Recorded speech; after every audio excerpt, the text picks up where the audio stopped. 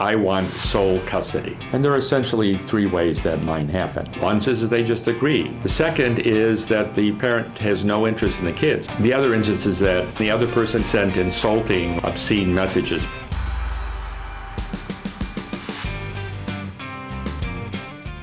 People frequently come into our law firm to ask about child custody, and they frequently say, I want sole custody. This video is intended to explore what that term might mean and how it can possibly be achieved. Now, to begin with, the court system as a whole is very much in favor of having two parents responsible for the children. Now, you can achieve sole custody, and we'll discuss how that might happen. But before I go into those details, it's important to understand that there are two types of custody recognized by the court system.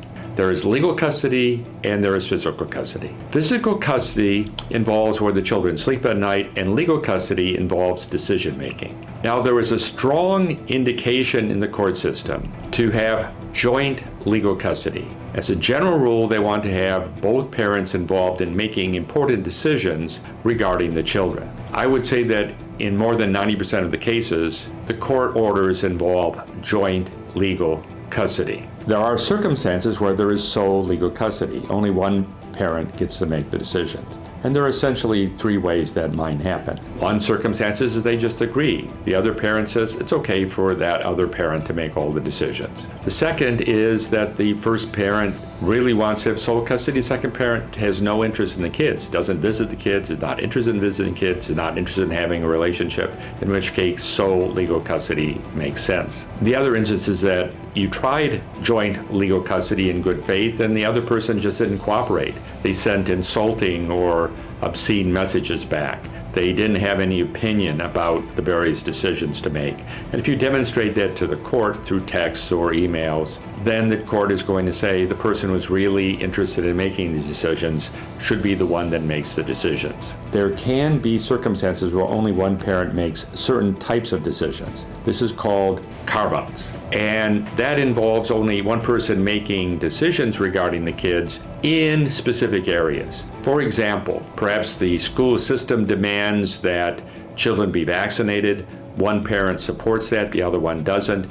The judge could carve out an exception. You have joint legal custody, but only one parent makes the decisions about getting the vaccinations that the school system requires. There are other instances. The child may be on the spectrum, and one parent believes that diagnosis and the other one doesn't.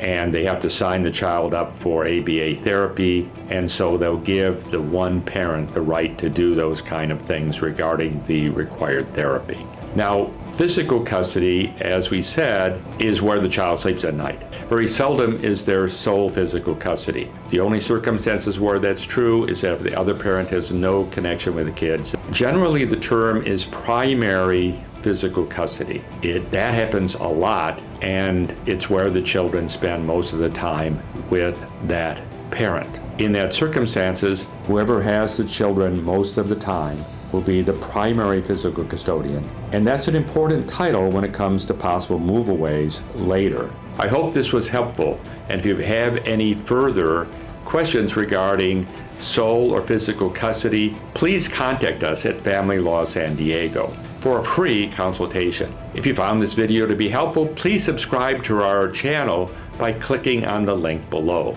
You can contact us by telephone or at our website. Thank you.